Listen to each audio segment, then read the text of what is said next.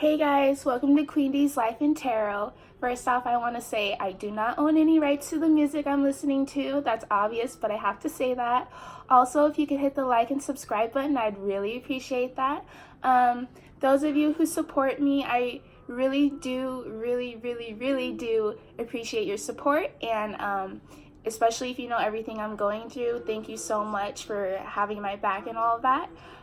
Also, I just want to let you guys know this is my first video I've ever made, so excuse me for being a little bit awkward and maybe losing track or getting distracted. I did take a few notes just so I try not to get too distracted.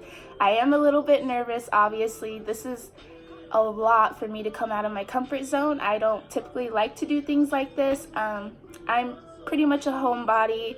I do things by myself a lot of the time. I do have my 2 babies, so yeah, that keeps me a little bit busy, obviously.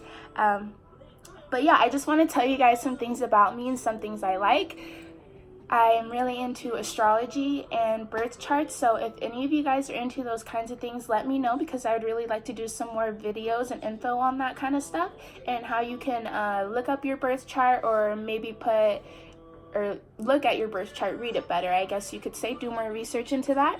And also, I just wanted to tell you guys about how I put tarot and my life journey together, and kind of how it brought me on the ascension path. I think it's pretty awesome, and I think sharing my journey might help others be able to share their journey, or just maybe put it all together, maybe help them with their journey, maybe just realize a few more things. And yes, please excuse me for saying and I'm working on it, okay?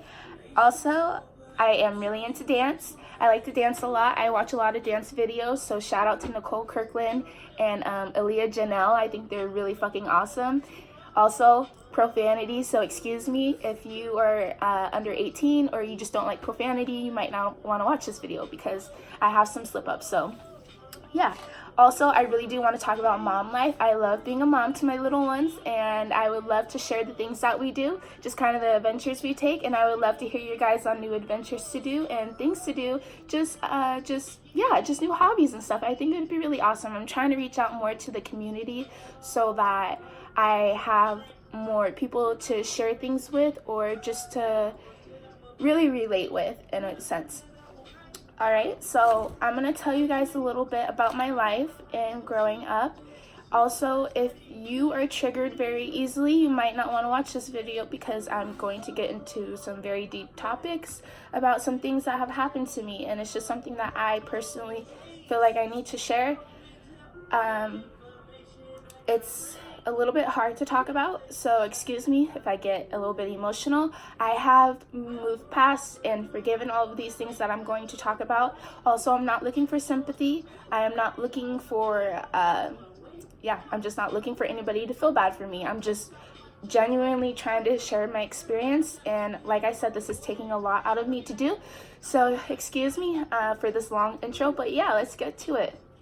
So, I'm from Boise, Idaho, first off. I lived here from like 2 months, and then I moved to Riverside, California, and I lived there until I was about 8. I had a couple, I would say one really traumatic experience while I lived there, and one that was just hurtful, you know? So let's just talk about that. When I was 3, I lived in an apartment complex in Riverside, California. I was playing with a little girl who lived in the same complex as me. My mom was watching and everything. Her mom was there and whatnot, and her mom just came over and told her daughter that she wasn't allowed to play with me because I was dirty. I'm sure you understand that's a racist comment. And at the time, obviously, I didn't know. I was 3. I probably just assumed I needed a fucking bath. Like, let's be real. I was a 3-year-old. I was a toddler. Probably just played and whatnot. But yeah, that was one experience I had when I was little, and I just wanted to share that. Even though I was little and don't remember too much of it, I do remember that. And as I got older, I more understood like what happened, and as me and my mom would talk about it and things like that. Also, when I lived in Upland, California, when I was about 5 years old, My mom and stepdad were together. My mom and biological dad had obviously gotten divorced when I was about 2. And so when I'm about 5, they're together. My mom and stepdad are together and everything. I'm not going to go into details about who it was or things like that. I was molested by 2 people who were very, very close to my family. And I kept that to myself for most of my life because I was a 5-year-old. I didn't know how to tell anybody. I didn't know what happened. I didn't know how to handle the situation. I genuinely did not know what happened. I didn't know what was going on. It was the middle of the night, and I'm not going to talk about more things like that. It happened multiple times. But also, guys, I'm just letting you know that like I said, I'm really not looking for sympathy. I'm not looking for attention. I'm genuinely trying to share my experience because I know that there's a lot of people like me who go through things like this and are too scared to speak up or feel like they don't have a voice or a right to say anything. And I just want to be one of those people where I want to let you know that you have a right to share your story, and you have a right to stand up for yourself in any sense that you feel the need to. You know what I mean? We're each our own person, and we have our own values and beliefs. And whether they're right or wrong, that's gonna be obviously to the person who has those beliefs and morals. But if you're a genuine person, you know right from wrong. You know what I mean? But aside from that, let's move forward up until elementary school. My childhood for school was okay. I did get picked on quite a bit, I'm not gonna lie. In elementary school, I was a little bit chubby, so I got called fat. Middle school was okay, you know what I mean? There's not much I remember being too bad. Aside from my first breakup. Oh my gosh, that was terrible. If you remember your first breakup, you know that shit was wild. Let's be real. Your heart is just shattered, you know what I mean? So yeah, my friends definitely remember that one. Sorry, excuse me. I thought I heard my kids get home, but it's just the lawnmower outside. But anyways, let's move forward to high school. High school was hard for me. I did do cheer in middle school and high school. I was just really trying to find a place to fit in, and I did enjoy cheer, I'm not gonna lie, but I never really had that fulfillment in it, and I always felt like I was missing out on something, or I wasn't doing something right, or I'm not gonna lie, no matter what I did growing up, I never felt like I truly fit in anywhere. I was just always the oddball. But aside from that, going into my freshman year, time doesn't even matter, but I had lost my virginity, and the person I was dating had told a few people about it, and that pretty much spread like wildfire. And a lot of people made a lot of nasty comments towards me. People would gag at me. People would call me trash and nasty and stuff like that. When I would walk into a classroom or the hallway and stuff. So my freshman year was really shitty on the real. But it is what it is. Teenagers are teenagers, and that's all I could say. I've moved past from that, but I just wanted to share, like I said, things that I've gone through, because I know a lot of people might think that my life is a lot easier than I portray it to be, and that's just because I really want to spread positivity, you guys, and I really want to show people that no matter the struggles you go through, there is a brighter outcome in the end, and just keep pushing through it. You really got to have faith that everything is going to turn out for the better. Everything truly does happen for a reason. But sorry, there's a fuzzy. Sorry, getting off track like I said I would. So I did cheer and everything, and a lot of shit did go down in high school. A lot of assumptions, like I said, were made about me that made me suicidal, because I felt like I was constantly being picked on and looked at in a degrading way.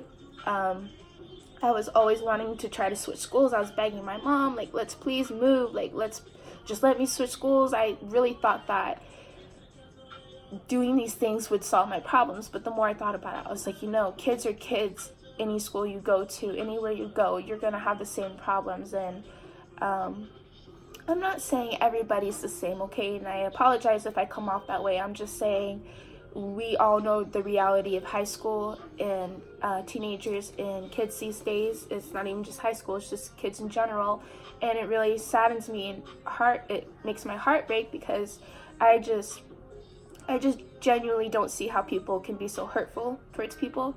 And I know that I've done my own things. I'm not gonna lie, I didn't do my own things in high school, but I've grown from that and I've learned. And now that I see differently, I just really want to spread more awareness to those kinds of things and let people know that even if people do not speak up about the things that they go through, they still do go through those things, and they do have close ones who know that they have gone through these things. You know what I'm saying? And so, yeah, excuse me, let me get some water real quick. But yeah, so let's fast forward to me after graduation. When I was about 18, I was dating someone on and off for about a year and a half or two, and everything was cool. We planned on moving to Utah together. We planned on doing all these big things together, and I ended up getting pregnant. He had a daughter already, and I truly should have known from the beginning the type of father he really was. Even though he portrayed himself to be a great father, I deep down knew the type of father he really was, but I really just didn't want to see it. I was blinded to it, you know what I mean? I was in love. And so I put those things aside, and I told him I was pregnant and stuff, and he said he was going to be there for me, all of these things in the beginning. And then like a few weeks down the road, he started telling me, I really don't want this baby. Can you please have an abortion? Like, please have an abortion. I really don't want this baby. I swear to you guys, he would beg me every single day up until I was like 3 months pregnant, obviously, because that's the furthest you can go. He begged me up until then to get an abortion. And I was like, no, no, I can't. And 2 months before this, I had lost my grandfather, and that was really hard. That was the first big death in my family that was really close to me. Excuse me. And yeah, it was just really hard, you guys. And so obviously everybody goes through those kinds of things. But when I had found out I was pregnant, I had felt like this was a gift from the universe and a gift from my grandpa. He was really trying to lead me on the right path, and that's truly how I felt. And if you know me, you know that I have said that since day one, that's how I felt about my daughter Nevaeh, Heaven Backwards. That is her name. That's the first name I saw the day I found out I was pregnant, and I stuck to it. My friend Alyssa, shout out to her, she helped me find that name. But yeah, he would beg me constantly to have an abortion. He got over it and whatever. And then he started saying, if it's going to be another girl, I really don't want to be there for this baby. I don't want 2 daughters. And I'm like, what? Like, I can't control that, you know what I mean? And I already knew it was going to be a girl. I knew from day one it was going to be a girl. And he went to the ultrasound with me and all that kind of stuff. When he found out it was a girl, he was so mad. He just walked out of the doctor's office and just went back to work. Yeah. And so, I tried and I fought really hard to keep him in my daughter's life, because I didn't want her to go without a father. I didn't know how I was going to do everything on my own. I didn't know what I was going to do. I did have family support. I really do appreciate all of my family support and everything that they have done for me and my daughters. Although, I'm not gonna lie, they have said some hurtful things to me about how I was going to live on welfare the rest of my life and how I wasn't gonna get anywhere. Just I literally dealt with those comments my whole life, being the dumb one in my family, not being smart enough, just being the wild, stupid one, you know what I mean? Because I just, even though I was calm and reserved, I did have a little bit of a wild soul on the other side. And I did teenager things. So yeah, I did have a wild soul, you know, most teenagers do. They want to experience things. They want to learn how to grow. They want to be an adult, you know. They want to show their parents that they can take care of themselves. Even though we might not know best all the time, they still want to be that, you know? And we all know that. And so, anyways, yeah, I decided to quit fighting for him to be in my daughter's life because he was doing a lot of drugs and things like that. And my daughter's not a choice. If you're going to be in my daughter's life, you're going to be there 100%. So yeah, that's just basically how it went. He tried to see her after I had her, but that was a no. A couple months after I had split up from him, I started dating my current ex-husband now. We met in high school. We've known each other, I would say, probably about 8 years now. So, and we were together for the past 5 years. So yeah, he was with me towards I would say about 7 months, when I was 7 months pregnant, and he was there since day one, guys, and I would never take that from him. He's been there. He used to talk to my belly. He would sing to my belly. Like, he has been a great father to both of our girls, so I will never, ever, ever, ever take that from him. And I want to let everybody know that he's a badass father. So I'm going to put that straight forward. But yeah, we moved together really quick after 2 weeks of being together. I know that's really quick. We instantly clicked. We had everything in common. We were really excited, and we just felt like this is what we needed at the moment in our life, and this is where we were supposed to be. And so yeah, we were like, let's do this. Like, let's be together. Let's move in. We did all that. We had Nevaeh. Mama, hold on.